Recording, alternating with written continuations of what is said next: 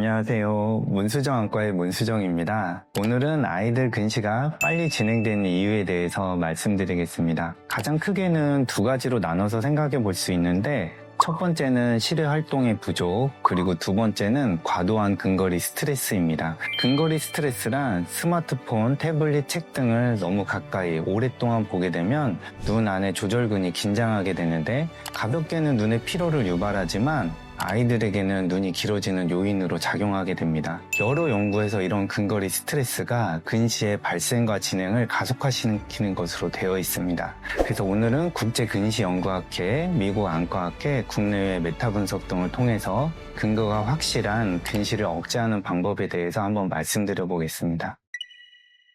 첫 번째는 하루 2시간 정도의 야외 활동입니다. 여러 연구에서 실외 활동이 근시 진행을 늦추는 가장 강력한 보호 요인으로 입증이 되어 있습니다. 특히 햇빛을 받으면 망막에서 도파민이란 물질이 나오는데, 이 도파민이 안구가 길어지는 속도를 늦춰서 근시 악화를 막아줍니다. 국제연구학회, 근시연구학회에서는 하루에 2시간 정도의 야외 활동을 권고하고 있고요. 세계보건기구에서도 야외 활동이 근시의 진행을 늦춘다고 보고하고 있습니다. 실천하는 방법은 어렵지는 않은데, 등 하굣길에 좀 걸어 다니는 거, 아니면 주말에 야외 활동을 해주는 거, 아니면 야외에 못 나가더라도 볕이 좋은 곳에서 여가 활동을 한다든지 독서를 해주는 걸로도 충분히 대처를 할 수가 있겠습니다. 두 번째는 근거리 스트레스를 줄여주는 방식입니다. 근거리 스트레스는 가까이를 아주 오랫동안 장시간 보거나 너무 가까이 보게 되면 근거리 스트레스가 걸리게 되는데, 이런 근거리 스트레스는 우리가 일상생활 속에서 가장 접할 수 있는 가장 흔한 근시의 진행 요인이 되겠습니다. 이거를 조절하게 되면 국제근시연구학회에서는 적절한 거리, 충분한 눈의 휴식이 근시 악화를 억제하는 것으로 되어 있습니다.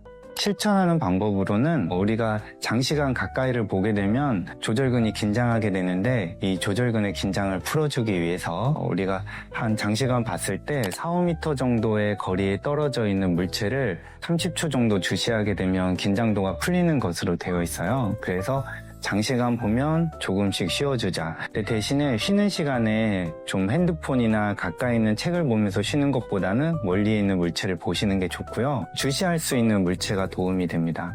그래서 먼 산이나 나무 아니면 하늘 같은 데를 보게 되면 오히려 조절근의 긴장이 풀리지 않으니까 좀 주의하시면 좋을 것 같습니다. 세 번째는 저농도 아트로핀 점안액입니다. 저농도 아트로핀 점안액 치료는 근시를 억제하는 이런 연구들이 워낙 많이 되어 있어서 근거가 아주 충실한 방법이 될 것 같습니다. 보통 저농도 아트로핀을 하루에 한 번이나 아니면 이틀에 한 번, 3일에 한 번 이런 식으로 나눠서 점안하게 되는데, 이렇게 점안하게 되면 근시의 진행 속도를 40에서 60% 정도 억제하는 것으로 되어 있고요. 아이가 만으로 6살에서 12살 정도로 좀 어리거나 아니면 엄마 아빠가 고도근시가 있는 경우에 효과적인 것으로 되어 있습니다.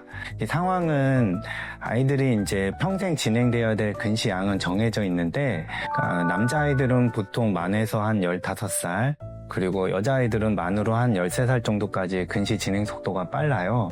그래서 이러한 시기에 이러한 안약들을 사용하게 되면 총 진행될 근시양의 대부분을 많이 줄여줄 수가 있습니다. 그래서 아이의 근시의 정도에 따라서 2년에서 2년 이상 근시를 억제하기 위해서 저농도 아트로핀을 사용하게 됩니다. 네 번째는 기능성 안경을 쓰거나 아니면 드림렌즈 같은 걸 착용하는 것입니다. 드림렌즈는 밤에 자는 동안 딱딱한 하드렌즈를 끼고 주무시게 되는데, 이 드림렌즈를 끼게 되면 자는 동안 눈알이 눌리기 때문에 장축이 짧아져서 밤에 끼고 있던 렌즈를 아침에 빼줘도 안경 없이 세상을 잘 볼 수가 있게 되고, 두 번째는 그 이점과 더불어서 근시를 좀 억제하는 효과가 있어요. 드림렌즈 또한 이제 눈이 부드러운 시기에 아주 효과적인 것으로 되어 있기 때문에 만으로 6살에서 12살 정도가 가장 적합한 나이가 되겠고요. 이 렌즈를 사용하게 되면 60%, 최대 60%까지 근시를 억제하는 것으로 되어 있습니다. 하지만 이제 근시 양이 너무 많거나 난시가 많은 경우에는 드림렌즈를 사용할 수가 없기 때문에 이때에는 기능성 안경을 착용하게 되는데, 기능성 안경은 가운데에는 멀리를 보고 주변부에는 아주 작은 도트 형태의 돋보기를 뿌려서 망막 주변부로 빛을 몰아주기 때문에 안구가 길어지는 것을 막아줄 수가 있습니다. 이 또한 최대 60%까지 근시를 억제하는 것으로 되어 있어요.